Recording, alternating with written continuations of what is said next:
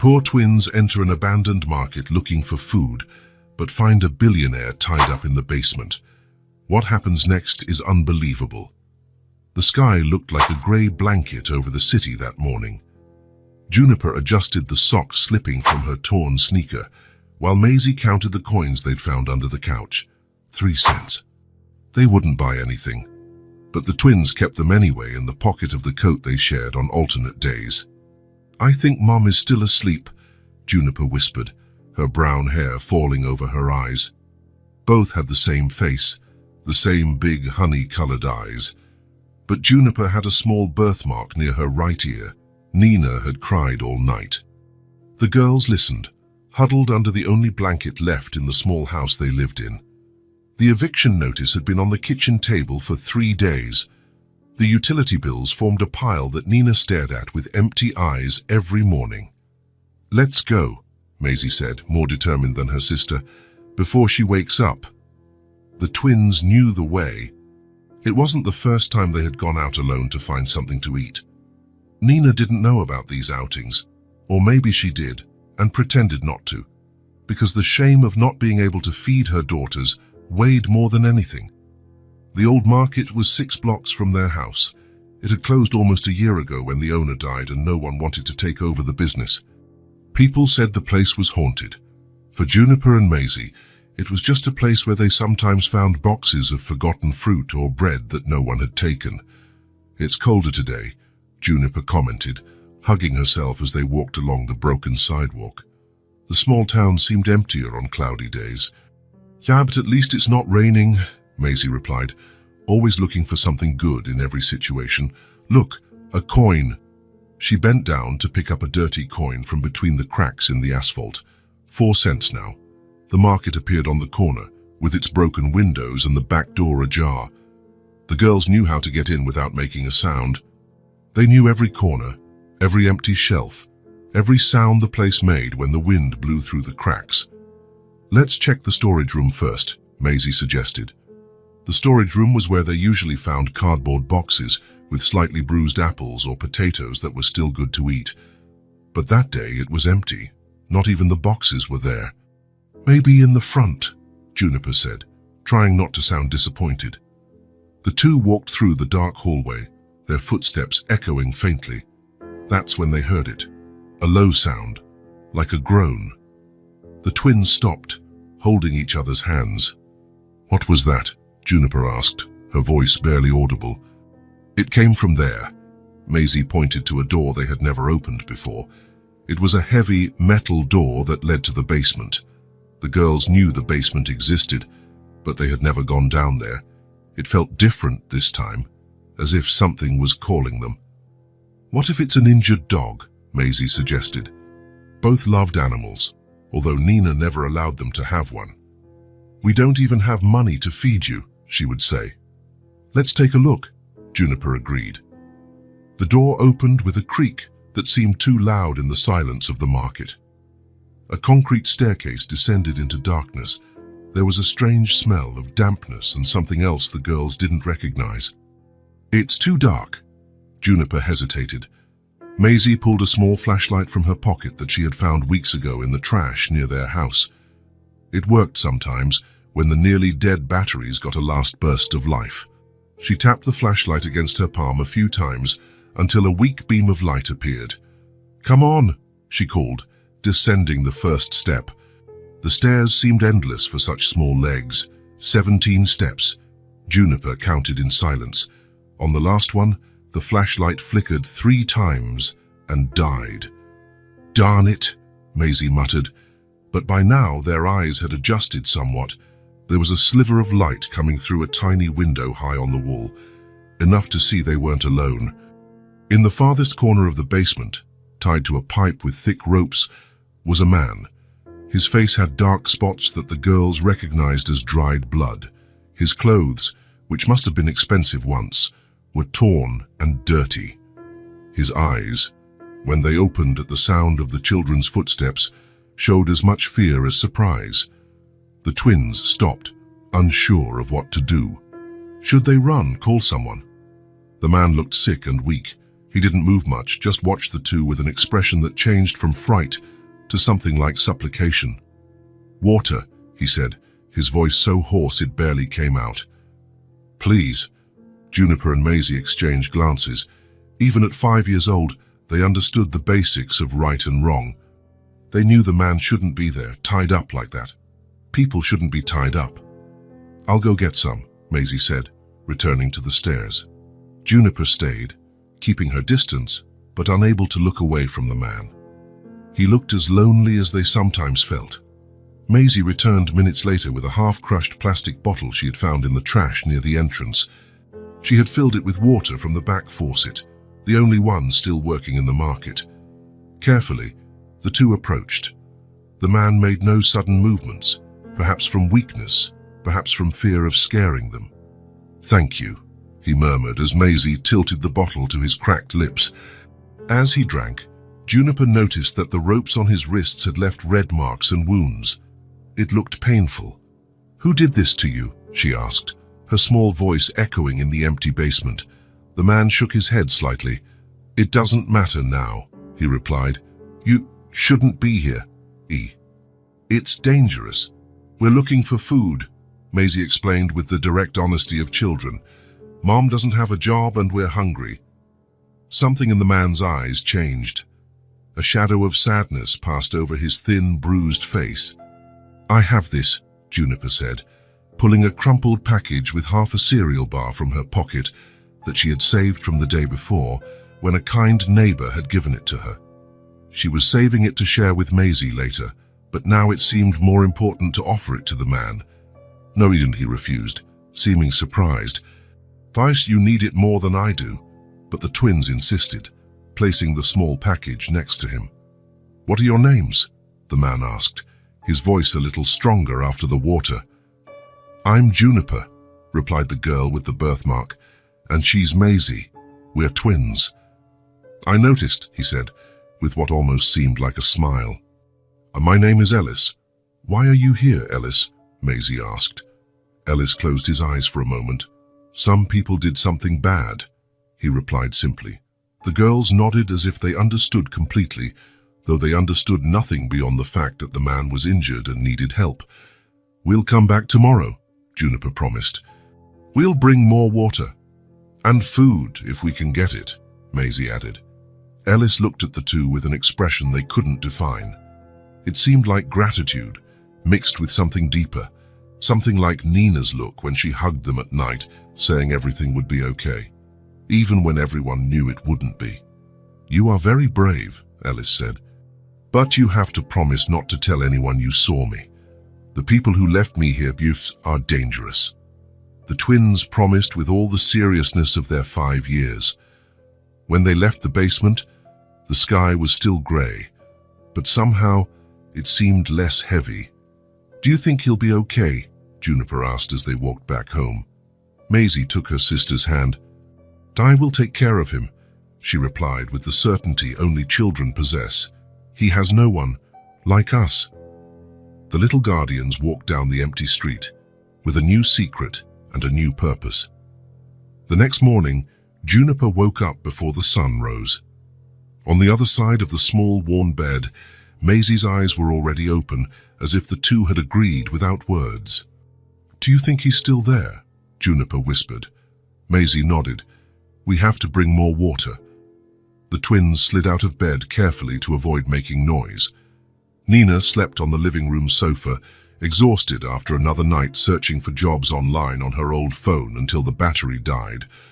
Juniper grabbed a cloth from the kitchen drawer while Maisie filled a bottle with tap water. They found a piece of stale bread in the nearly empty pantry and divided it into 3 unequal parts. The largest would be for Ellis. "And this," Maisie said, pulling an old faded blanket from under the bed that Nina no longer used. He looked cold. The blanket was heavy for their small arms, but they took turns carrying it on the way to the abandoned market. The sky was beginning to lighten when they arrived, and the city was still asleep. The back door was still ajar, as if waiting for them. They went down the basement stairs slowly, more confident than the day before. "Ellis?" Juniper called softly. He was there in the same position, but his eyes opened faster this time. He seemed surprised to see them again. "You really came back," he said, his voice still hoarse, but a little firmer.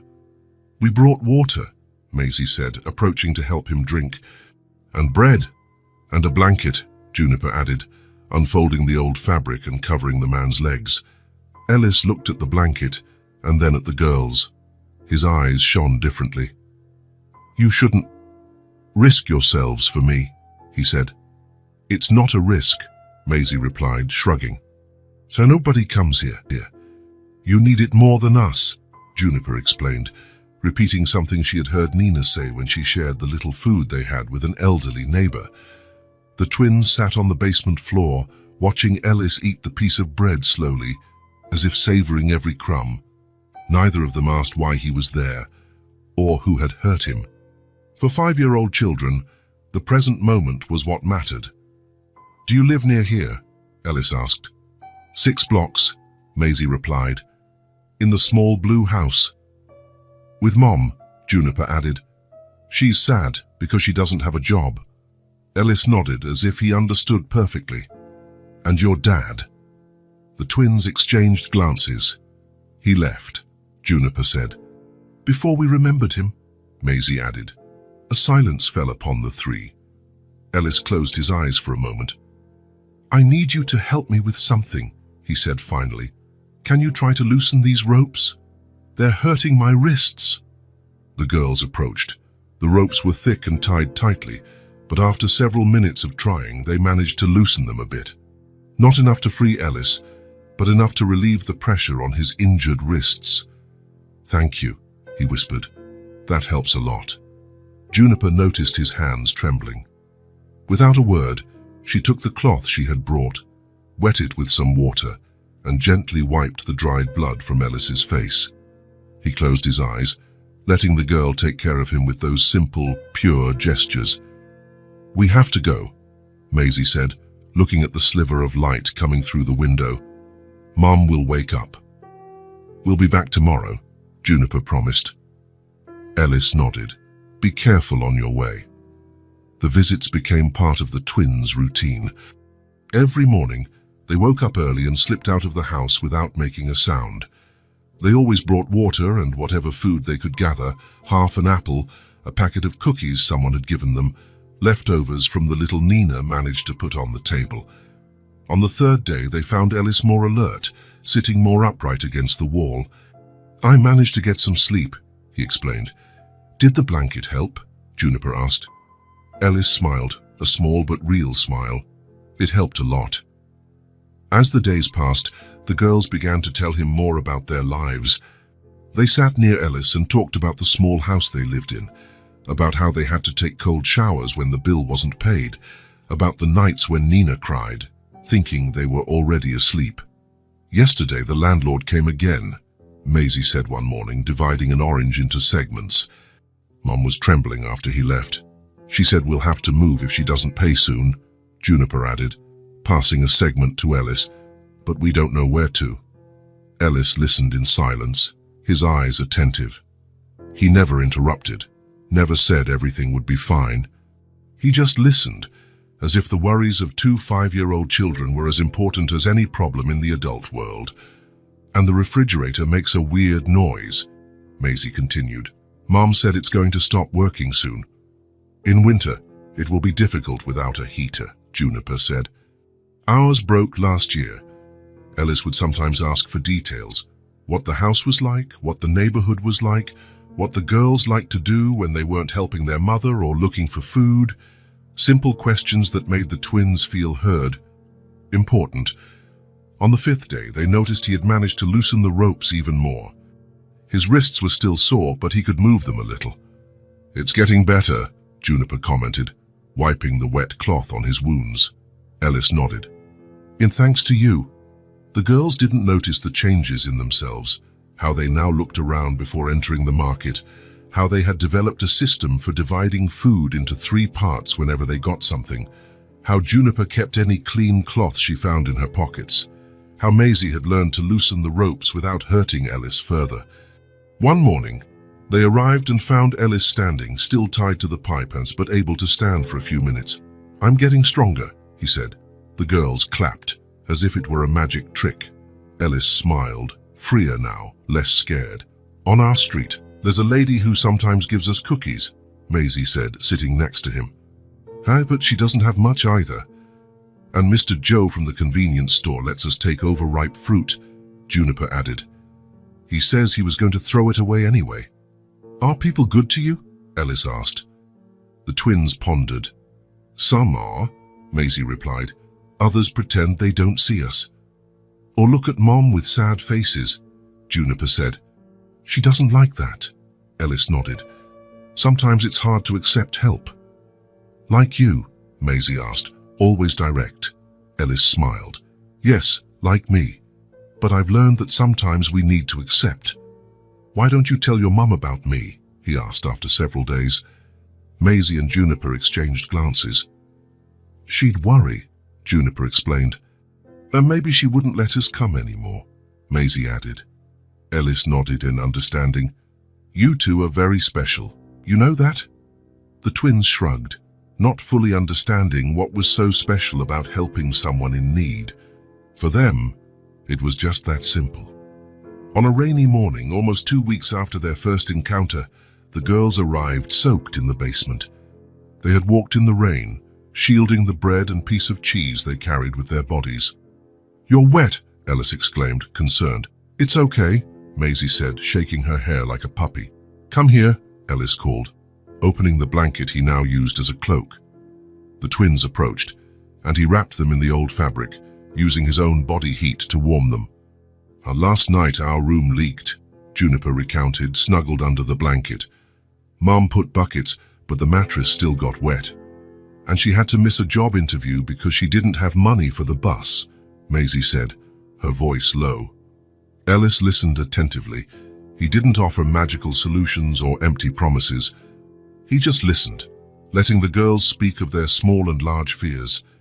They talked about the time Nina fainted from exhaustion, the day they had to share one sandwich between the three of them, the night they were without electricity for a week. "Thank you," Ellis said after a while, "for saving me." The twins didn't answer. They didn't fully understand what it meant to save someone. They only knew that Ellis was better now, that his eyes had a different sparkle, that his face was no longer so pale, that he could smile. "I want to tell you something," Ellis said, his voice soft. "When I get out of here, and I will get out one day, I will never forget what you did for me." "Promise?" Juniper asked. "I promise," Ellis replied. And there was something in his voice that made the girls believe him without a doubt. When they returned home that day, Nina asked why they were wet. "We went to see the ducks at the pond," Maisie lied. It was the first time they had lied to their mother, and both felt a pang in their chests. But Ellis's secret was more important. Night after night, before going to sleep, the twins whispered about Ellis, planning what they would bring the next day, imagining what it would be like when he was completely well. "Will he be able to visit us?" Juniper asked one night. "Of course," Maisie replied with the unwavering certainty of children. "We're friends now." And they were. In the silence of the dark basement, between water, shared bread, and shared stories, a bond had formed. A bond made of small gestures, of tiny hands cleaning wounds, of simple words carrying worries too big for such small children, of attentive eyes that listened without judgment. A bond that, without any of them knowing yet, would change their lives forever. The morning was clear when the twins left home. The sky had a different blue, as if it had been washed by the rain from the night before. Juniper and Maisie carried a plastic bag with a piece of cake that a neighbor had given Nina. It was his birthday, and the girls were eager to share this rarity with Ellis. "He'll like it," Juniper said, holding the bag carefully. "It's chocolate. We've never brought him something so delicious," Maisie agreed, her eyes sparkling with anticipation. The path to the abandoned market was already etched in their small feet. 6 blocks, turn left at the big tree, past the broken fire hydrant, and there was the grey building with its empty windows like lifeless eyes. The girls entered through the back door, as always. The silence inside the place seemed heavier that morning, but they didn't notice. They were busy imagining Ellis's expression when he saw the cake. "He'll think it's our birthday," Maisie giggled. They went down the basement stairs, their steps echoing on the concrete. The faint light coming through the small window high on the wall was enough to illuminate the now familiar space. "Ellis?" Juniper called softly, her joyful voice bouncing off the walls. "We brought a surprise." Silence. "Ellis?" Maisie tried, a little louder. The twins stopped on the last step. The basement was empty. The pipe where Ellis had been tied was still there, and the old blanket was folded on the floor, but there was no sign of him. "He's gone," Juniper whispered, her small voice in the empty space. Maisie dropped the bag and ran to the corner where Ellis used to be. She picked up the blanket and hugged it to her chest, as if she could extract some explanation from it. But he didn't say goodbye," she protested, her eyebrows furrowed in confusion. Juniper approached slowly. Maybe he managed to break free completely." The two observed the ropes lying on the floor. They were cut, not untied. Someone had used something sharp to cut them. "Do you think the bad people took him again?" Maisie asked, fear evident in her big eyes. Juniper shook her head. "No, look, he folded the blanket. If it were bad people, they wouldn't care about that." The twins searched the basement, looking for any sign, any message Ellis might have left, but there was nothing but the folded blanket.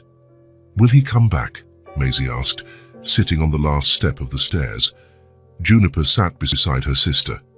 The piece of cake, forgotten in the bag, no longer seemed so special. "I don't know," she answered honestly.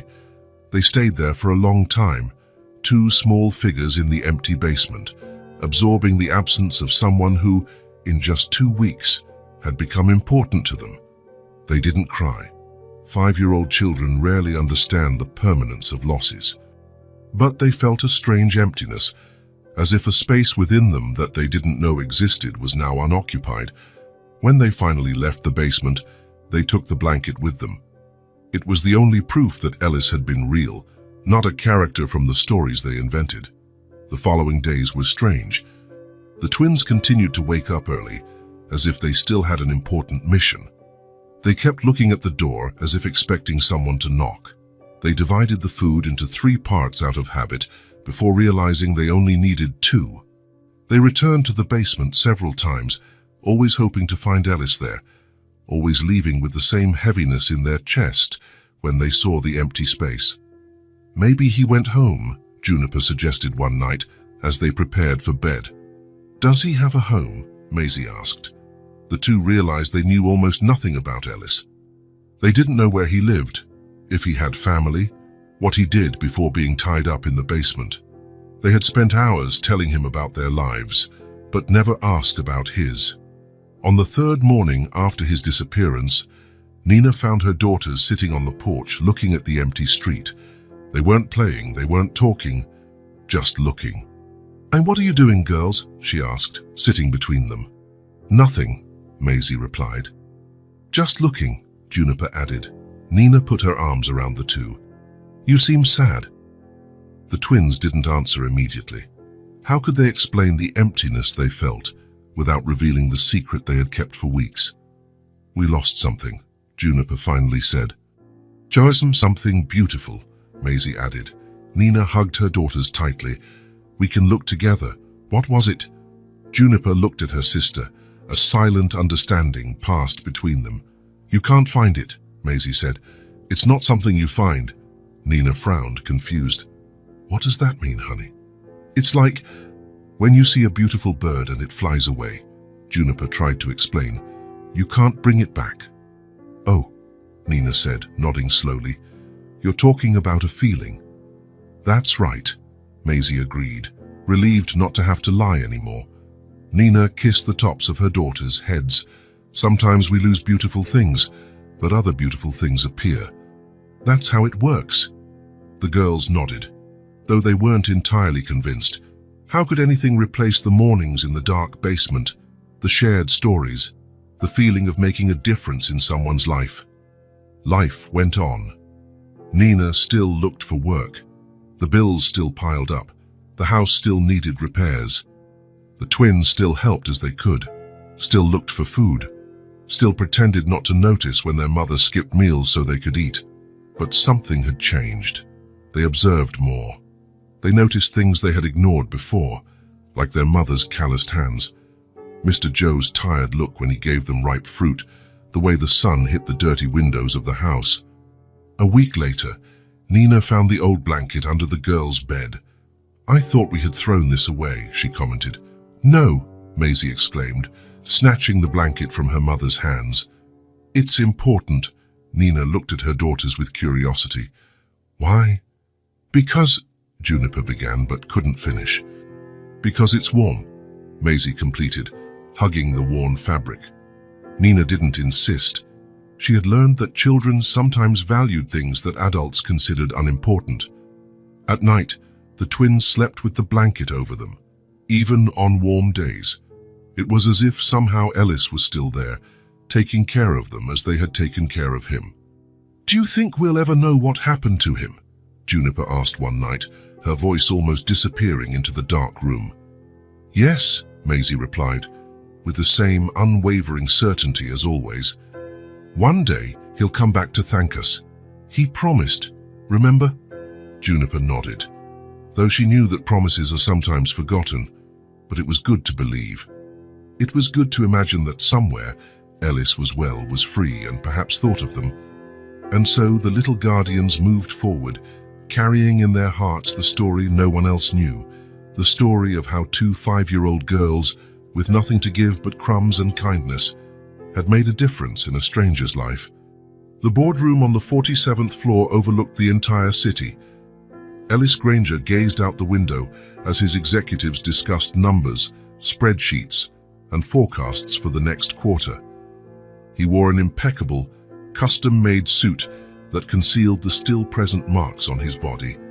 3 weeks had passed since he was found, dehydrated and injured, by a search team. "Mr. Granger, we need your opinion on the acquisition." Ellis turned his attention to the table.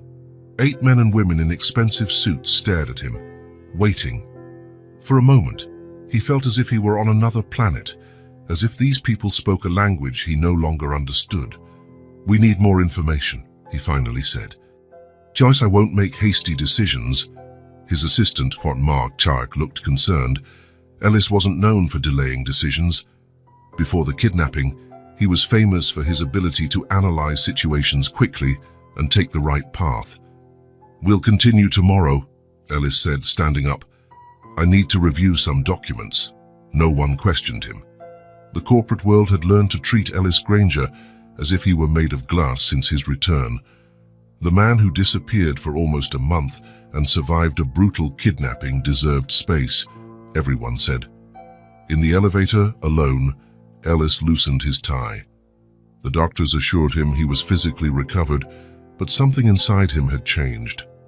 It wasn't just the trauma of the kidnapping, it was something deeper, as if his values and priorities had been forcibly reorganized. In his private office, Ellis closed the door and sat in the leather chair. On the table, among financial reports and contracts, was a folded piece of paper. He picked it up carefully, as if it were a fragile treasure. It was a simple pencil drawing of 2 girls holding hands. He had asked a company artist to draw it based on his description. 2 identical girls, brown hair, large eyes. Juniper with a small mark near her ear, Maisie with the more determined gaze. The little guardians who had maintained his sanity and his life during the worst days. The intercom buzzed. "Mr. Granger, Detective Stevens is on the line." Ellis picked up the phone immediately. "Stevens, any news?" "Not yet, Mr. Granger. It's a large area, and we're checking all the small blue houses within a 10-kilometer radius of the abandoned market. We don't have much information to work with." Ellis sighed. "Keep looking." Single mother Nina, 2 5-year-old twin daughters, Juniper and Maisie, small blue house, precarious financial situation. "We're doing our best, sir, but without a last name or more details, I know. Keep me informed. Ellis hung up and turned his chair to the window. Below, the city stretched out like a map of lights and shadows. Somewhere in that immensity of buildings and houses were two girls who had no idea how much they meant to him. Ellis, you need to rest. Sarah, his older sister, had come to visit him in his apartment. Since the rescue, she had appeared almost every day, as if she feared he would disappear again if she wasn't vigilant. But I'm fine, Ellis replied, stirring his food without really eating. No, you're not. You barely sleep, barely eat. The doctors said. The doctors don't understand, Ellis interrupted. It's not about the physical injuries. It's about... He stopped, unable to explain. How could he say he missed a dark, cold basement? How to explain that the only hours of peace he felt in recent days were when he recalled the visits of two unknown children? It's about what? Sarah asked softly. Ellis put his fork on the table. While I was there, tied up in that basement, two little girls found me. They were about 5 years old, twins. They lived in terrible conditions, and Sarah. Unemployed mother, not enough food. Sarah nodded. She had heard this story many times since the rescue. They shared the little they had with me, Ellis continued, not out of pity, not for recognition, but out of pure kindness, without ulterior motives. And you want to find them to thank them. I understand, Ellis. No, you don't understand. Ellis stood up, walking to the window, his refuge when he felt cornered. It's not just about thanking them. It's about balance. My world has been out of balance since I came back. Sarah watched her brother with concern. The doctors had mentioned the possibility of post-traumatic stress, of temporary fixations as a defense mechanism. What do you mean by imbalance? Ellis gestured to the luxurious apartment around them. All of this, my life, before, it seemed so important. The acquisitions, the profits, the board meetings. Now it seems empty. It's normal to feel that way after what you've been through. That's not it. Ellis picked up a folder from the coffee table and opened it. Inside were reports, photographs of an abandoned market, city maps with circled areas. Those girls had nothing, Sarah, literally nothing, and yet they gave everything they could to a stranger. Sarah sighed.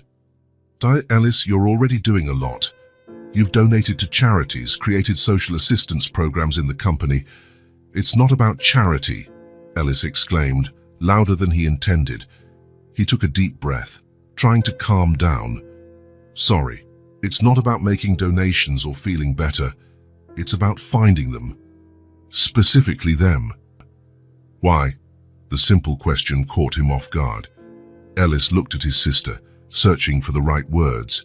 Because they saved me when no one else could, not just by keeping me alive with water and food, but by giving me hope, humanity. In the darkest moment of my life, they were pure light. How can I move forward knowing they continue to live in that poverty, afraid of being evicted, without enough food? Sarah stood up and hugged her brother. Then let's find them. Together. The next morning, Ellis arrived at the office earlier than usual. The security team was still surprised by his new habit of arriving before everyone else, but no one commented. The kidnapping had changed many things about Ellis Granger. Mr. Granger, the report you asked for is on your desk, his new secretary informed him as he passed. Thank you, Rachel. The report in question had nothing to do with Granger Enterprises' business. It was a detailed analysis of the socio-economic conditions in the region where Ellis had been held captive. As he read, a name caught his attention. St. Clara Community Center, located 8 blocks from the abandoned market. It offered assistance to low-income families, including a small food bank. Ellis picked up the phone. Rachel, cancel my morning meetings and call my driver. 30 minutes later, Ellis stood before a simple building with a faded sign. The St. Clara Community Center was smaller than he expected, just an old building with 2 main rooms and a small courtyard. A middle-aged woman greeted him at the entrance. Can I help you? Ellis realized he was out of place there, with his expensive suit and Italian shoes. I hope so. My name is Ellis Granger. I'm looking for information about a specific family. The woman assessed him with her gaze. Mr. Granger, from Granger Enterprises. What brings you here? It's personal, Ellis replied. I'm looking for a woman named Nina, a single mother with 2 5-year-old twin daughters, Juniper and Maisie. They live in a small blue house not far from here. The woman's suspicion increased. And why would a man like you be looking for such a family? Ellis hesitated. His story had been in the papers, the businessman kidnapped for almost a month, but few knew the details about his rescue. During my kidnapping, he said softly, 2 little girls found me. They helped me when I had no hope left. I just want to thank them and reciprocate in some way. The woman's expression softened. I understand, but I can't just provide information about the families we serve. Of course, I respect that. Ellis pulled a card from his pocket. Could you at least check if you know the family I described? If they come here, could you give them my contact? The woman took the card, still hesitant. We have several families in similar situations, Mr. Granger, single mothers with young children. But twins, Juniper and Maisie, brown hair, big eyes, one of them with a small birthmark near her ear. Something flashed across the woman's face, a flicker of recognition. Perhaps I know a family like that, she said slowly, but I cannot confirm or provide details. Ellis felt his heart quicken. Please, it's important. The woman sighed. What I can do is keep your card. If I find the family you're looking for, I'll pass your contact to them. It's up to them to decide if they want to speak with you. It was better than nothing. Ellis thanked her and left the community center with a mixture of frustration and hope. The following week, Ellis attended a meeting with key shareholders. Everyone noticed the difference in his behavior.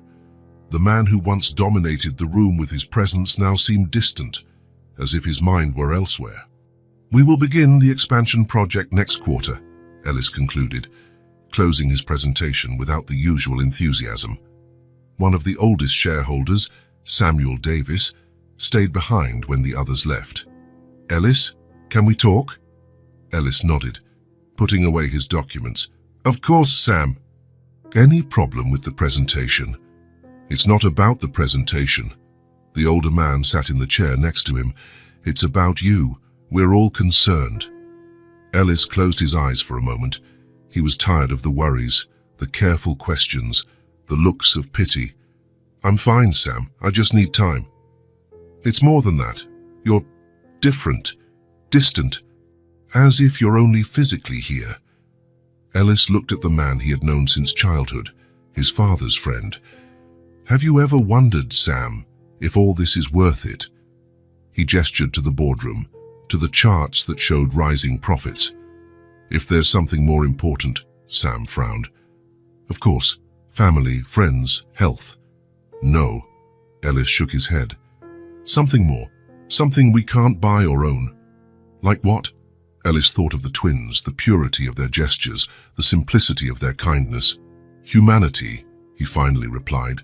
Real connection, without hidden agendas, without expectations. Sam sighed. Ellis, maybe you should take some time off. Truly rest. I can't, not yet. Ellis stood up.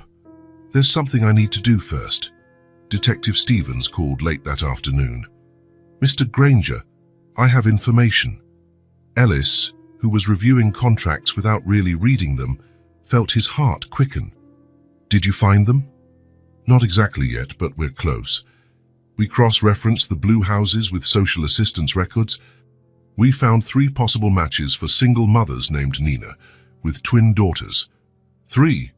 Ellis was already grabbing his coat. Where? I'll send the addresses, but Mr. Granger, we haven't confirmed which one. It doesn't matter. I'll see all 3. Ellis hung up and quickly left the office, ignoring Rachel's questions. In the elevator, his phone rang again. Mr. Granger, Stevens said. I received a call from the St. Clara Community Center. The director, Sandra Ortiz, said she knows the family we're looking for. Ellis leaned against the elevator wall, suddenly feeling weak in the knees. Did she confirm? Is it them? Yes. The woman didn't want to give the full address, but she confirmed that it's Nina Alvarez and her 5-year-old twin daughters, Juniper and Maisie. They live in a small blue house on Maple Street, number 247.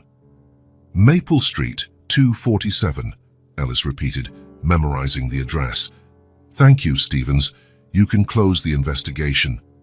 In the car, Ellis looked at the map. Maple Street was less than 20 minutes away, in an old part of town.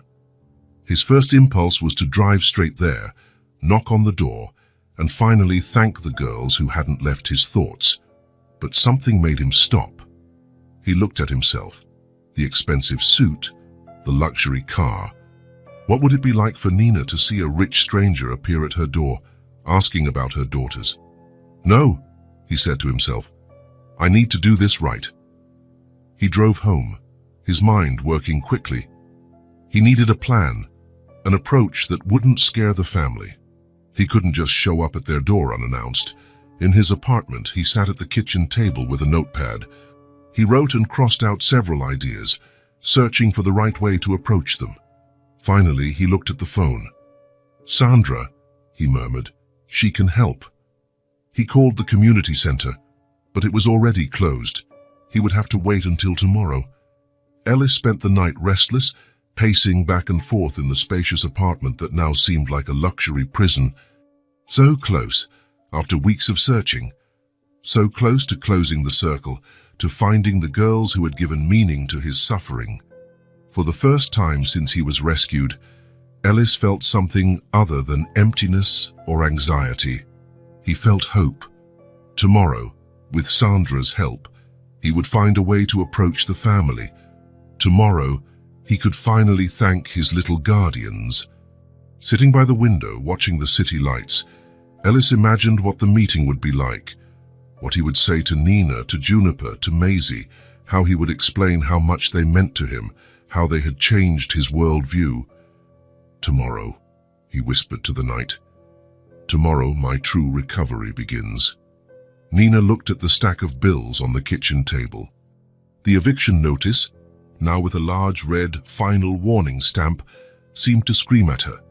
There were only 3 days left until the deadline, 3 days before they had to leave the only home the girls had ever known.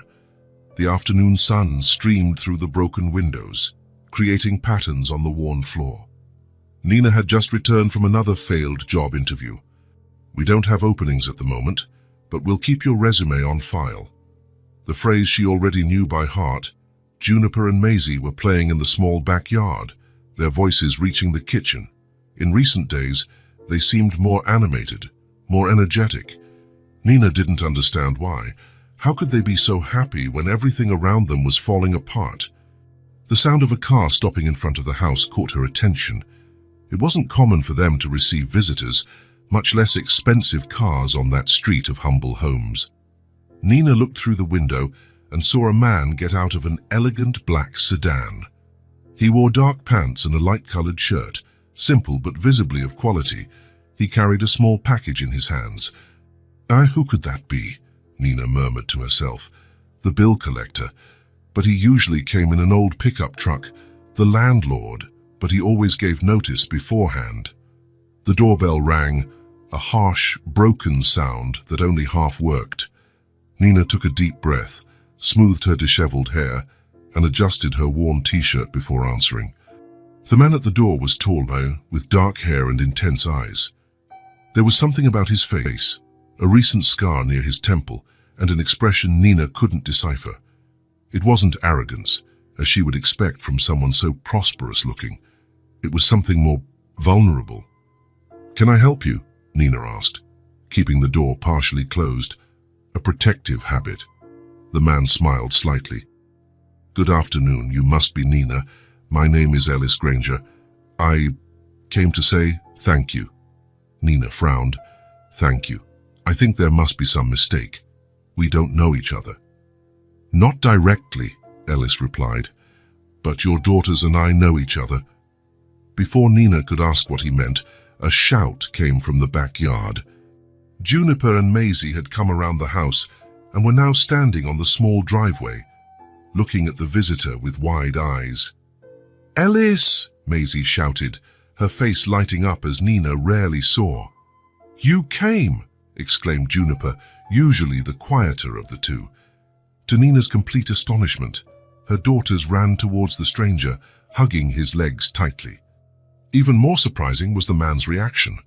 He knelt down and hugged the girls with a mixture of emotion and relief, as if reuniting with loved ones after a long separation. "You've grown," he said, his voice choked. Maisie giggled. "It's only been a month." "Even so," Ellis smiled, looking from one to the other. "How are you doing?" Nina remained frozen in the doorway, confused and alarmed. "What's going on? How do you know my daughters?" Ellis stood up, the girls still clinging to him. "Ms. Alvarez, I know this must seem strange. Can we talk? I have a lot to explain." Nina hesitated. In any other circumstance, she would have sent the stranger away immediately. But her daughter's reaction left her speechless. She had never seen them so happy to see anyone. "Mom, let him in," Maisie pleaded. "It's Ellis, the one we helped." "Helped?" Nina repeated, growing more confused. "Please," Ellis insisted, his tone respectful. "I promise to explain everything." Nina opened the door wider, allowing them to enter. She felt uncomfortable welcoming someone so well dressed into her simple home, with old furniture and peeling walls. "Sit down," she said, indicating the worn sofa in the small living room. "Girls, go wash your hands." "But, Mom," Juniper began. "Now," Nina said firmly. When the girls left, she turned to Ellis. "Omas, who are you, and how do you know my daughters?" Ellis placed the package he had brought on the coffee table. "Ms. Alvarez, my name is Ellis Granger. About a month ago, I was kidnapped and held captive in the basement of an abandoned market not far from here." Nina's eyes widened. "The Donahue market, the closed one?" Ellis nodded. "Your daughters found me there. For almost 2 weeks, they came every day, bringing water, food, even a blanket. They literally saved my life." Nina slowly sat down in the opposite chair, the pieces starting to click into place. The girls' morning outings. The old blanket that suddenly became so important to them. The inexplicable sadness they felt for days. "That's..." Nina shook her head, incredulous. "They're only 5 years old. How could they..." "I know it seems impossible," Ellis said softly. "But it's true. Without them, I wouldn't have survived until I was found." The girls ran back into the living room, their eyes shining with excitement. They sat on either side of Ellis, as if they feared he would disappear again. "Why didn't you ever tell me?" Nina asked, looking at her daughters. "He asked us to keep it a secret," Juniper explained, looking at the floor. "He said it was dangerous." "The people who held me were dangerous," Ellis confirmed. "I feared for their safety if anyone found out." Nina looked at the man, now noticing the subtle signs of someone who had been through something traumatic. The way his eyes occasionally checked the exits, the slight tremor in his hands. "So," Nina began, trying to absorb everything, "my daughters found you tied up in a basement and, instead of telling me or calling the police, decided to take care of you themselves." Ellis smiled slightly. "It sounds crazy, doesn't it? But in their simplicity, they did exactly what I needed. Water, food, companionship, hope." "You didn't have water?" Nina asked, the reality of the situation beginning to sink in. "Tayasu," Ellis replied. "The kidnappers deprived me of water for days as a form of torture." Nina covered her mouth with her hand, looking at her daughters with new understanding. They, who barely had enough for themselves, had shared the little they possessed with a stranger in need. "Did you say Ellis Granger?" Nina asked, suddenly recognizing the name. "From Granger Enterprises. You're that businessman who disappeared. It was in the papers." Ellis nodded. "Yes, I was kidnapped for reasons that don't matter now. The important thing is that your daughters kept me alive and sane until the search team found me." "Ellis is better now," Maisie said, proud. "See, Mom, the injuries are gone. Almost all of them," Ellis corrected, lightly touching the scar on his temple. Nina looked at her daughters with a mixture of pride and shock. "Why didn't you tell me after he left?" Juniper shrugged. "We promised not to tell anyone. Even me." "Especially you," Maisie replied. "You would have worried." Nina closed her eyes for a moment, overwhelmed by it all. Her small daughters, visiting an abandoned market every morning to take care of a kidnapped man, the dangers they could have faced, but also the courage and kindness they showed. "Miss Alvarez," Ellis said, bringing her back to the present, "I've been looking for you since I was rescued. I wanted to thank you properly for what your daughters did for me." "There's no need," Nina began. "Yes, there is," Ellis gently interrupted. "In fact, that's why I'm here today." He picked up the package he had brought and handed it to Nina. She opened it hesitantly, finding documents inside. As she examined them, her eyes widened in shock. "This is," she choked, unable to finish the sentence. "The deed to a house," Ellis confirmed, "at Roosevelt Avenue, number 38. 3 bedrooms, a garden, fully furnished and ready for you to move in whenever you wish. It's in your name." Nina looked at him, astonished. "I can't accept this. It's too much." "There's more," Ellis continued, pointing to another document. "I opened accounts for Juniper and Maisie. The funds are secure until they turn 18, but they cover all their education and guarantee a stable start to adult life." "Mr. Granger!" "Ellis, please." "Ellis," Nina corrected, her voice trembling. "This is too generous, but I can't accept all this. My daughters just did what any decent person would do." Ellis shook his head. "No, Ms. Alvarez, what your daughters did was not common. In a world where adults passed by that market every day without noticing anything, 2 small children not only saw me but decided to help, without asking for anything in return, without telling anyone for recognition. That is extraordinary." The girls looked from their mother to Ellis, not fully understanding what was happening, but feeling the importance of the moment. "We're getting a new house?" Juniper asked, her eyes shining. "A big house," Ellis confirmed, smiling at her. "With a room just for the 2 of you and a garden where you can play." "With a swing?" Maisie wanted to know. "We can install one," Ellis replied, chuckling softly at the simplicity of the request. Nina still held the documents, unable to fully process what was happening. "I don't know what to say." "There's one more thing," Ellis said. "I know you're looking for a job. I have a chain of hotels as part of my family's businesses. I'd like to offer you a management position at the Granger Plaza Hotel. The salary is excellent, and the hours would allow you to be home when the girls return from school." Nina blinked rapidly, trying to hold back tears. "Why? Why do all this?" Ellis looked at the twins, who were now fascinated by the photos of the new house included in the package. "When I was in that basement," he said softly, "I lost faith in humanity. The people I trusted betrayed me in the worst possible way. I was ready to give up when your daughters appeared. 2 children who barely had enough for themselves, but who shared everything with me. No questions, no judgments, no expectations." Ellis paused, visibly emotional. "They gave me more than water and food, Ms. Alvarez. They gave me hope. They showed me that genuine kindness still exists in the world. How can I put a price on that?" Nina looked at her daughters, seeing them now through Ellis's eyes, not just as small, vulnerable children, but as human beings capable of deep compassion. "Even so," she said, "it's too much. We could accept more modest help." Ellis smiled, and understanding her concern. "It's not charity, if that's what worries you. Consider it an investment in 2 extraordinary girls who will one day do incredible things in the world, and in a mother who raised his daughters with such big hearts, even in the most difficult circumstances." Nina swallowed hard, looking at the documents again. A home of their own, guaranteed education for the girls, a stable, well-paying job. Everything she had dreamed of giving her daughters, but which seemed impossible just an hour ago. "I don't know if I can."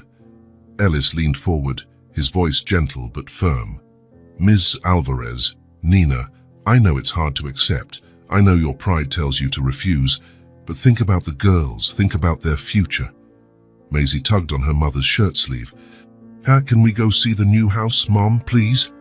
Nina looked at her daughters, their faces hopeful, and then at Ellis. I need to think. It's all so sudden. Ellis nodded, understanding. Of course. Take all the time you need. He pulled a card from his pocket and handed it to her. My personal number.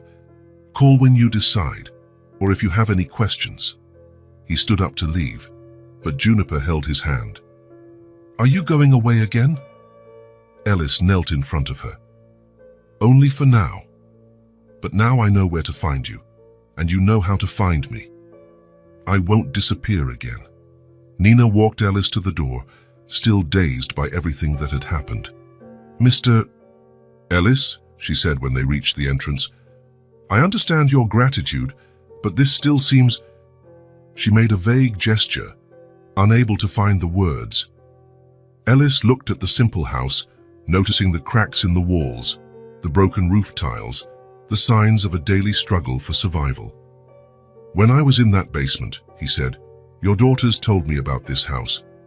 About the leaking roof, the broken heater, the constant fear of eviction. They didn't complain, they just stated facts, and yet they shared the little they had with me. He looked directly into Nina's eyes. You saved me. Now it's my turn. Nina stood motionless at the door, watching Ellis get into the car and drive away. Inside the house, Juniper and Maisie talked excitedly about the new house, about the garden, about the swing they would have. Nina looked at the documents in her hands, at the card with Ellis Granger's personal number, and then at the blue sky above. For the first time in years, she felt something she had forgotten how to feel: hope. The moving truck pulled up in front of 38 Roosevelt Avenue. It was a two-story house with cream-colored walls and large windows. A well-kept garden surrounded the entrance, with colorful flowers and a stone path leading to the front door. Nina got out of the taxi that had brought them, still incredulous. Juniper and Maisie jumped out right behind her, running onto the green lawn. Is it really ours? Juniper asked, looking at her mother with wide eyes. Nina nodded, holding the keys tightly, as if she feared everything would disappear if she let go. It's ours. It had been only 2 weeks since Ellis's unexpected visit. 2 weeks of conversations, planning, signed papers, and moving preparations. 2 weeks in which Nina oscillated between overwhelming gratitude and the fear of accepting such a big change. Let's go in, Maisie exclaimed, pulling her mother's hand. Nina opened the front door and the three entered together. The living room was spacious, with new, comfortable furniture. A large window let in the sunlight, creating golden patterns on the polished wooden floor. It's so big, Juniper whispered, slowly circling. The movers began bringing in the few boxes containing their belongings. They didn't have much from their old life. Some clothes, a few mended toys and family photos. The rest, the furniture, the utensils, the beds, everything was new, chosen by Ellis with the help of an interior designer. Nina walked to the kitchen and stopped at the entrance. It was large, with white cabinets, new appliances, and an island in the center. A large refrigerator hummed softly, so different from the noisy old half-working one. She opened it and found enough food for weeks. Look, Mom, Maisie shouted from the backyard. There's a swing set. Nina went to the back door. In the backyard, under the shade of a large tree, there was a swing set and a slide. The girls were already running towards it, their laughter echoing in the morning air. He thought of everything, Nina murmured to herself. The rest of the day passed in a whirlwind of discoveries. The girls explored every corner of the new house, from the clean, dry basement to the well-lit attic. They found their bedrooms, a spacious area they would share, with 2 identical beds, bookshelves, and a box full of new toys. Nina slowly unpacked, placing the few mementos from their old life in prominent places.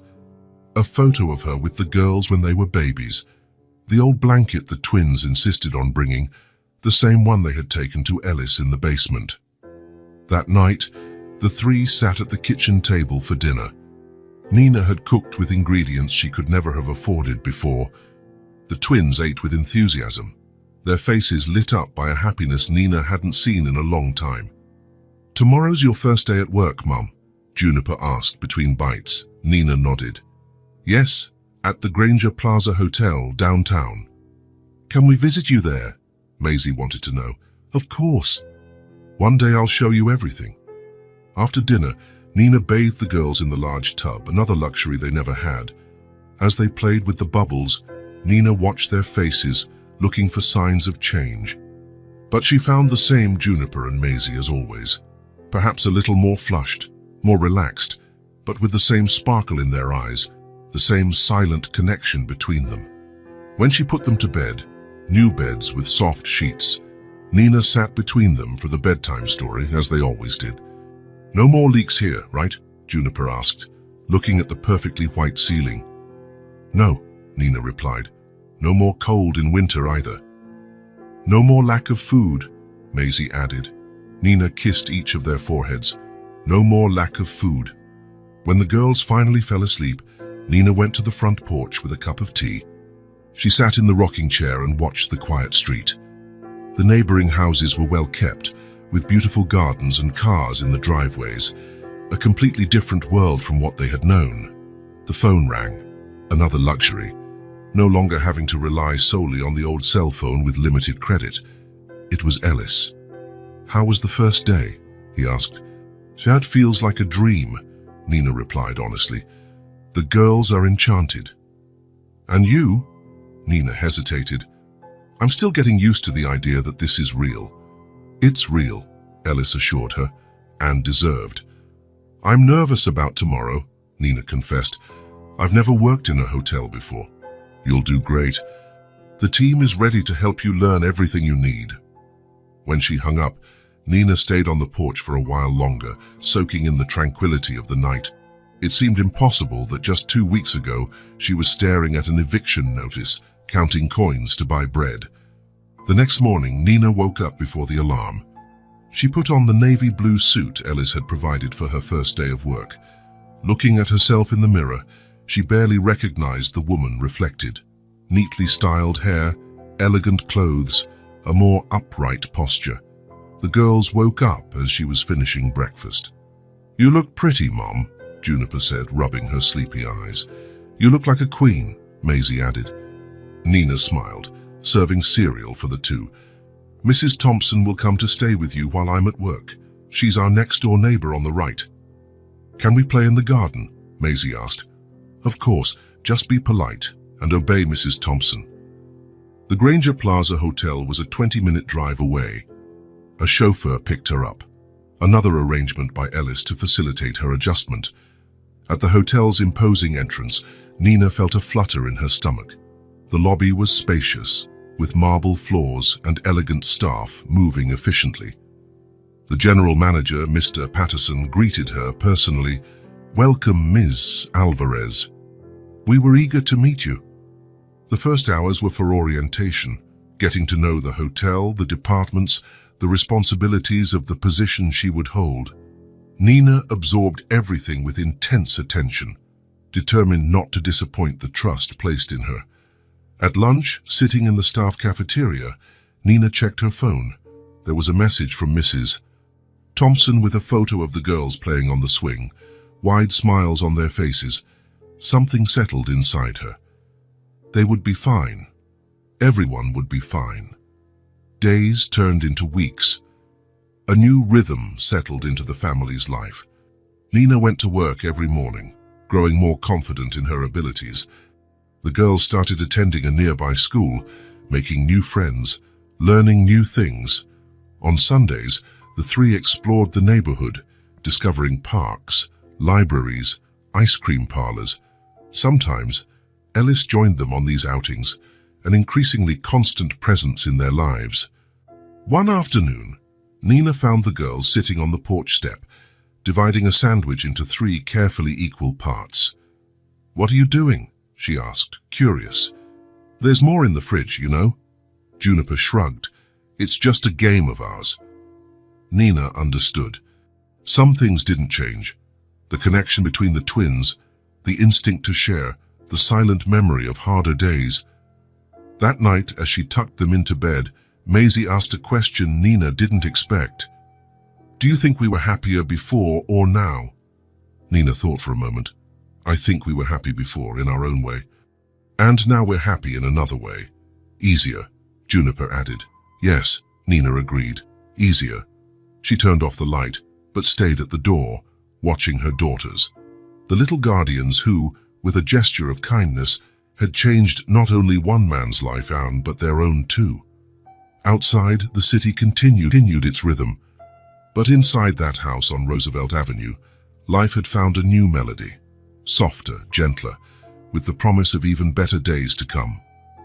Ellis woke up with a start, his entire body soaked in sweat. For a moment, he felt disoriented, the bedroom walls seeming to close in around him. His eyes frantically searched for the small window that let in a sliver of light into the basement, but there was no basement. He was in his luxurious apartment, in the soft covers of his king-size bed.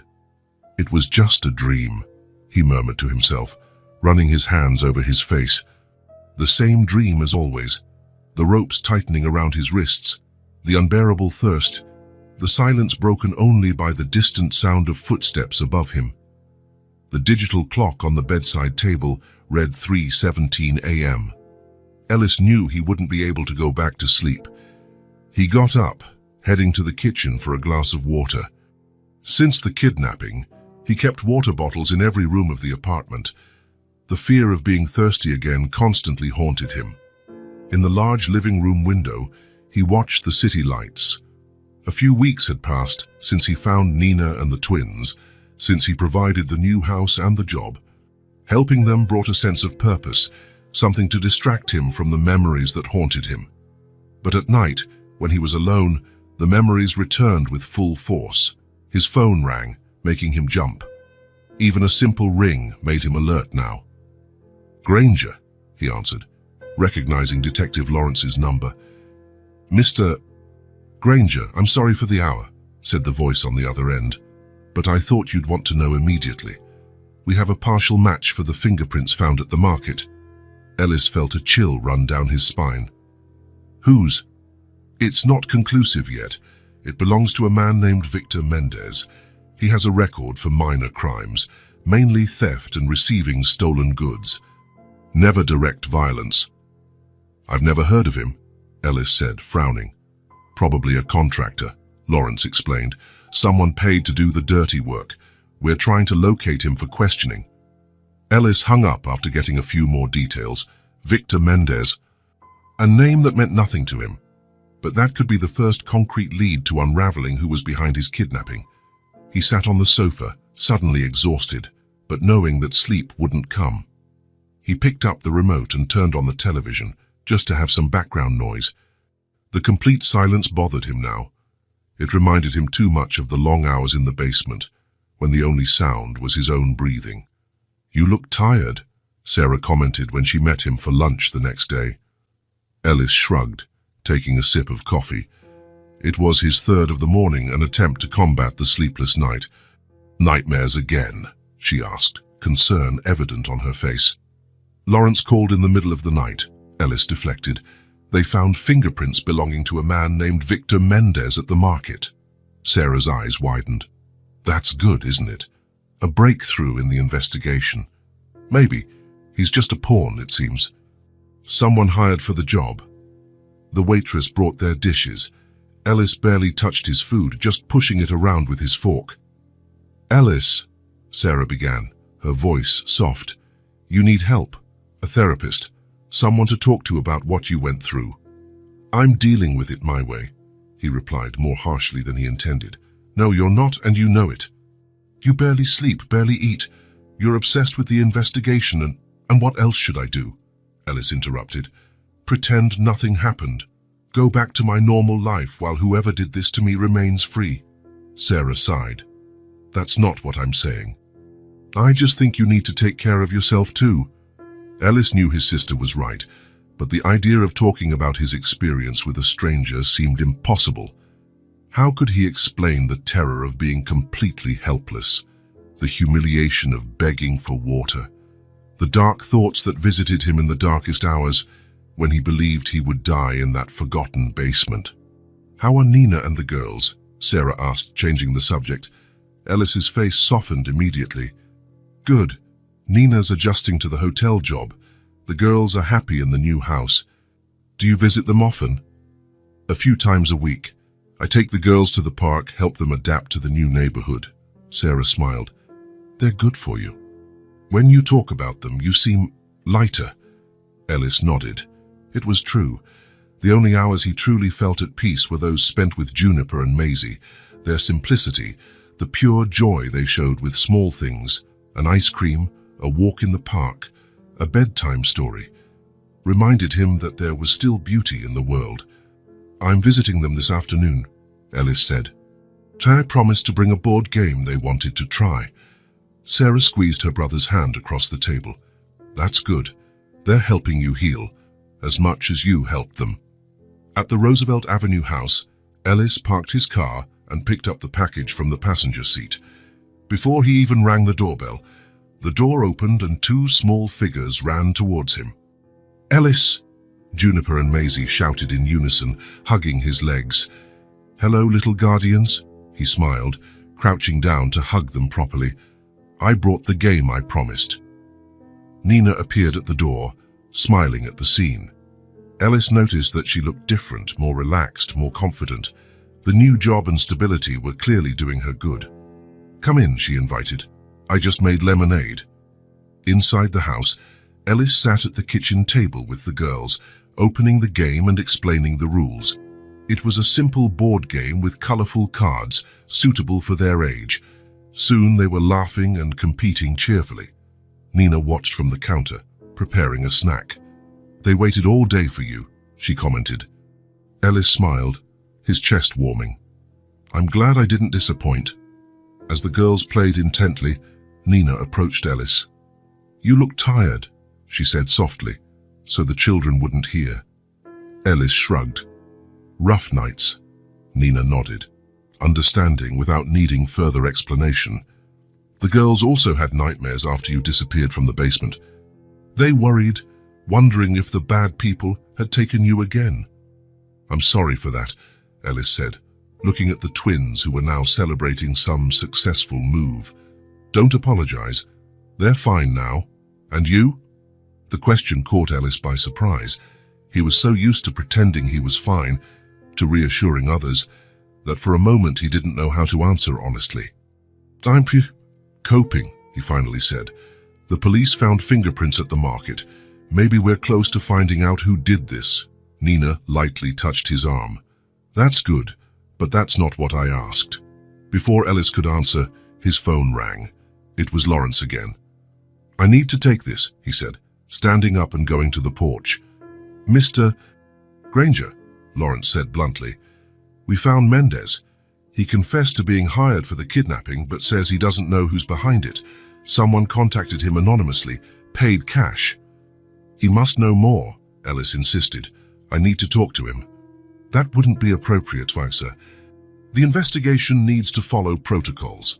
Ellis ran a hand through his hair, frustrated. "How long have we been on this investigation, Lawrence?" 3 months, and only now do we have a name, which isn't even the masterminds."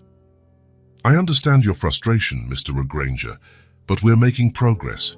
Mendez gave us a description of an intermediary. We're creating a composite sketch." When he hung up, Ellis noticed his hands trembling. He was so close, and yet so far from discovering the truth. He took several deep breaths, trying to calm himself before going back inside. In the kitchen, the girls had finished the game and were now drawing on colored paper. Nina was preparing dinner. "Stay for dinner," she invited. "So nothing fancy, but the girls would be happy." Ellis hesitated. He wanted to go back to the office, pressure Lawrence for more information, do something, anything, to advance the investigation. But looking at Juniper and Maisie, he felt the tension ease a little. "I'd love to," he replied. During dinner, the girls dominated the conversation with stories from school, new friends they were making, and things they were learning. Ellis listened attentively to every word, asking questions. genuinely engaging in their small stories. Maisie defended a boy who was being teased, Juniper said, proud of her sister. He was crying, Maisie explained, as if it were the most obvious thing in the world to help someone in difficulty. I couldn't leave him alone. Ellis smiled, recognizing in those simple words the same spirit that had saved him in the dark basement. They were still the same, even in completely different circumstances. Later, after the girls had gone to sleep, Ellis helped Nina wash the dishes. They're special, he commented. They always have been, Nina agreed. Even when we had almost nothing, they found ways to help others, always sharing, always concerned about those worse off than us. Ellis was silent for a moment, absorbing those words. I guess that's why I can't move on, he finally admitted. I can't understand how someone could do what they did to me. What's the purpose of so much hate? Nina dried her hands on the dish towel. Maybe there's no answer that makes sense, Ellis. Some people just do terrible things. I need to know who, he insisted. I need to look into the eyes of whoever ordered that and understand why. What if the answer doesn't bring peace? Nina asked softly. What if it only brings more pain? Ellis had no answer for that. Part of him knew she might be right, that discovering the truth could open even deeper wounds. But another part desperately needed answers, a face to put on his nightmares. When he said goodbye, promising to return on the weekend, Ellis felt the weight of uncertainty on his shoulders. He drove back to the empty apartment where he knew the nightmares awaited him. The next day, he was in his office when Sarah entered without knocking. Did you see the news? She asked, agitated. Ellis frowned. What news? Victor Mendez was found dead in his cell this morning. Apparently suicide. Ellis felt his blood run cold. Suicide? Or did someone make sure he wouldn't talk anymore? Sarah sat down, pale. The police are investigating, but we both know what that means, Ellis completed. Whoever is behind this has power. Enough power to reach someone inside prison. That night, Ellis couldn't sleep again. He sat in the darkness of his apartment, looking out at the city, feeling more vulnerable than ever. The only witness, the only link to whoever had orchestrated his torment, was dead. The pieces of the puzzle were still scattered, incomplete. But one certainty grew in his mind. Whoever was behind his kidnapping was someone close, someone with resources, someone who knew his routine and his movements, someone he trusted.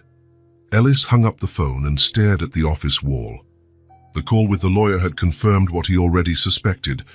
His brother, Andrew, would be formally charged with kidnapping, attempted murder, and fraud. The evidence was overwhelming, especially after the offshore bank accounts were discovered. The world Ellis knew had crumbled. His own brother, the person he had grown up with, had planned his death for money and power. The pain of betrayal was almost physical, like a constant weight on his chest. He looked at the clock, almost 5 in the afternoon. Without thinking twice, he grabbed his coat and left the office. Cancel my appointments for the rest of the week, he told his secretary as he passed. 40 minutes later, Ellis parked in front of the house on Roosevelt Avenue. As he got out of the car, he heard laughter coming from the backyard. He walked around the house and found Juniper and Maisie playing with a garden hose, soaked and happy. "Ellis!" Maisie shouted when she saw him. Both ran towards him, dripping water everywhere. "Be careful, you'll get him wet," Nina warned, appearing at the back door.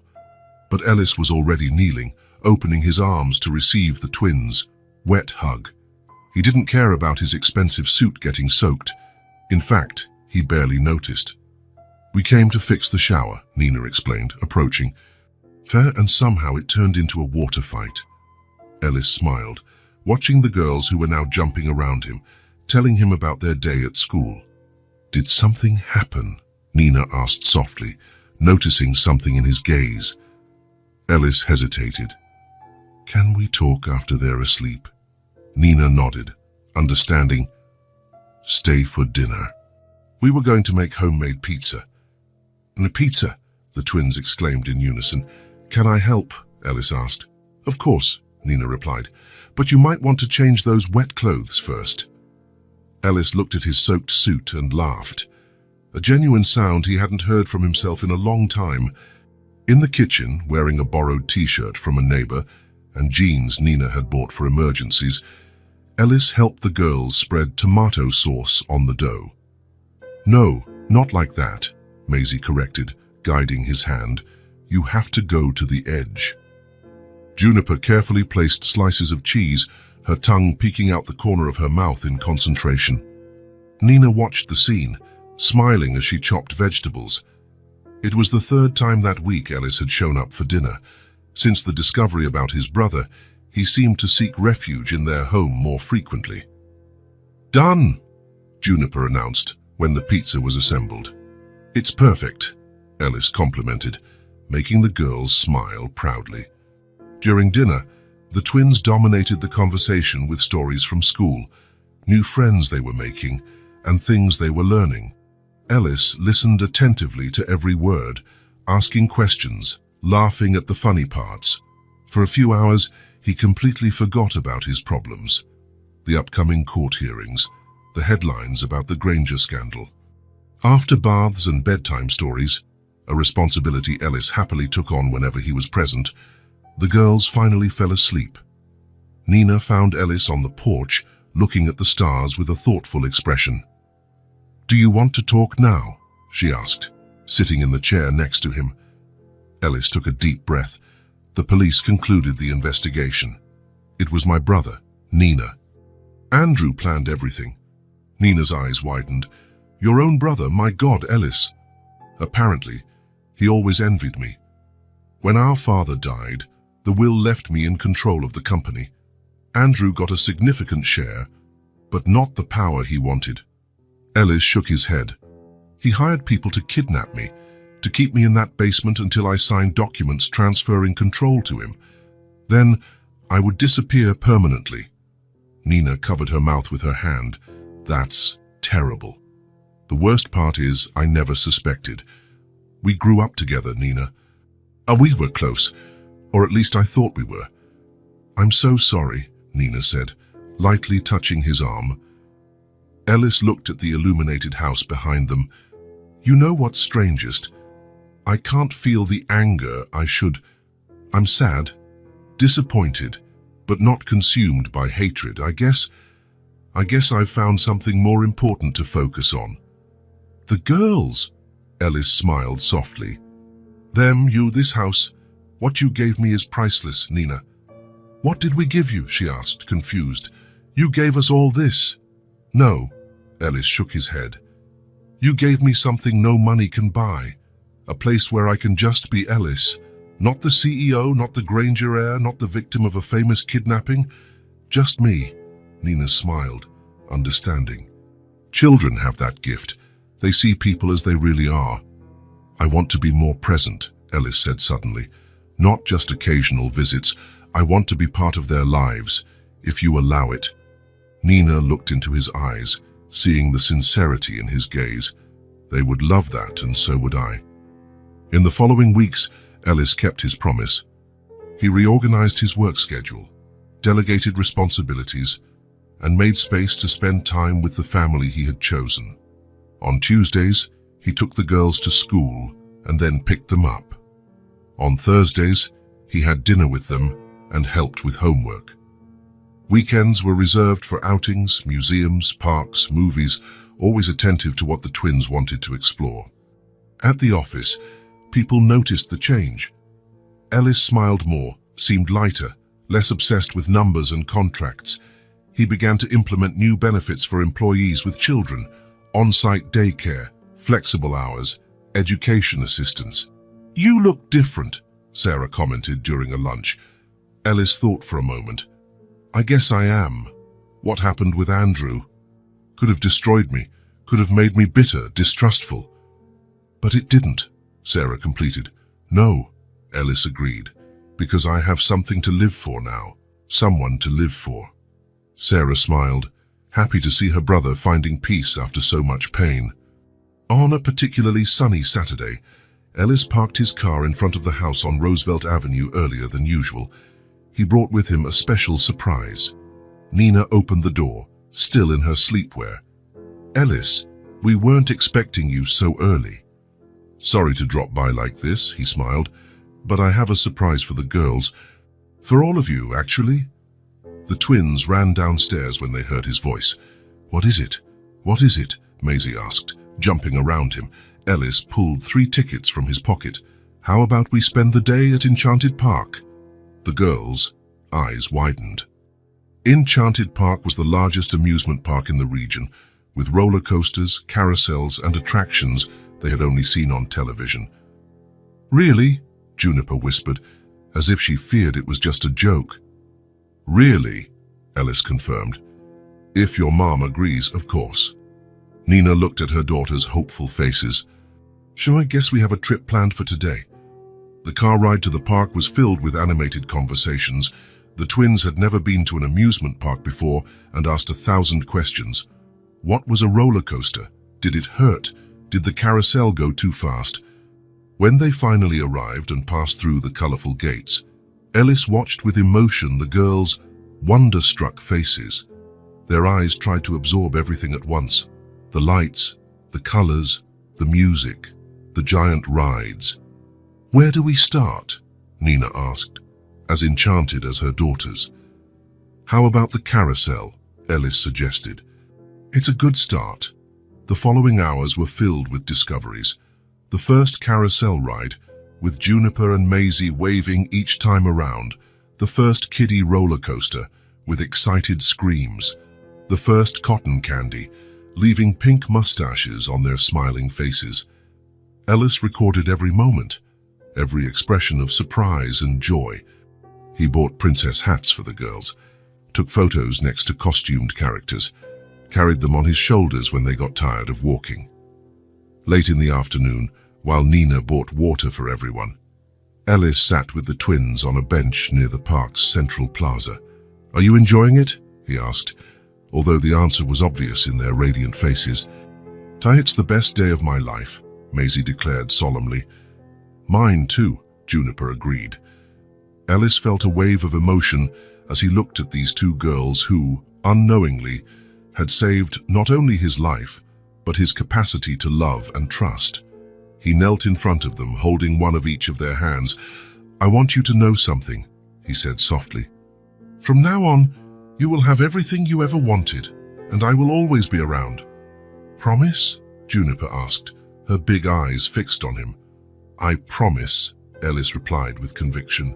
"Even when we're old ladies," Maisie insisted. Ellis laughed. "Even when you're old ladies?" Nina returned with the water bottles, catching the end of the conversation. Her eyes met Ellis's, and a silent understanding passed between them. They didn't need words to know that something special was happening there. A family being formed not by blood, but by choice and love. Weeks turned into months.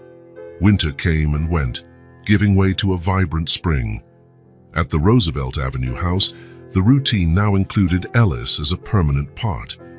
On a Sunday afternoon, Nina watched from the porch as Juniper and Maisie played in the garden. Ellis had installed a small irrigation system, and the girls discovered they could create rain by turning on the sprinklers. "They never get tired of playing with water," Ellis commented, joining Nina with 2 cups of coffee. Nina smiled, accepting the cup. "So it's new for them to have water readily available. In the old house, we saved every drop." Ellis nodded, understanding. They sat side by side, watching the girls in comfortable silence. It wasn't an empty silence, but a full one, of peace, contentment, belonging. "My lawyer called yesterday," Ellis said after a while. "Andrew accepted the plea deal. He'll plead guilty in exchange for a reduced sentence." "How do you feel about that?" Nina asked. Ellis considered the question. "Peaceful, I guess. I don't want to live with anger or fear anymore. He made his choice. Now I need to move on with my life." Nina gently touched his hand, a simple gesture, yet filled with understanding. In the garden, Juniper noticed Ellis on the porch and nudged her sister. Both immediately dropped their play and ran towards him, wet and smiling. "Ellis, come see what we found," Maisie called, pulling him by the hand. Ellis smiled at Nina and allowed himself to be led by the girls to a small bush in the corner of the garden. "Look," Juniper pointed, carefully pushing aside some leaves to reveal a nest with 3 bluish eggs. "Wow," Ellis admired, kneeling down for a better look. "They're robin's eggs. We need to be careful not to scare the mother." "Can we take care of them?" Maisie asked. "The mother bird takes better care," Ellis explained. "But we can watch from afar, see when the chicks hatch." The girls nodded solemnly, accepting the mission of watching the nest from a distance. From the porch, Nina watched the scene with a full heart. Ellis, who was once the solitary, powerful businessman, now knelt on the wet grass, patiently teaching her daughters about bird nests. When they returned to the porch, Ellis with his shirt wet from the girls' hugs, Nina felt a deep certainty. This was their family now. Not traditional, not conventional, but real and solid like the house they lived in. The girls ran back to the garden for more adventures, and Ellis sat down beside Nina again. "You know," he said, watching the twins play, "I spent my whole life believing that success meant more money, more power, more recognition. And now," Nina asked. Ellis smiled, looking at her. "Now I know it means this. Being here, belonging somewhere, loving and being loved unconditionally." Nina nodded, understanding perfectly. "They saved you. And you too," Ellis added. "We all saved each other." The girls waved from the garden, calling them to see something new they had discovered. Ellis and Nina stood together, responding to the call that had become the center of their lives. There, amidst childish laughter and hard-won peace, they all knew without needing to say it, it was love that saved them, all of them. A love that began with small hands offering water in a dark basement and now bloomed under the sun of a new shared life.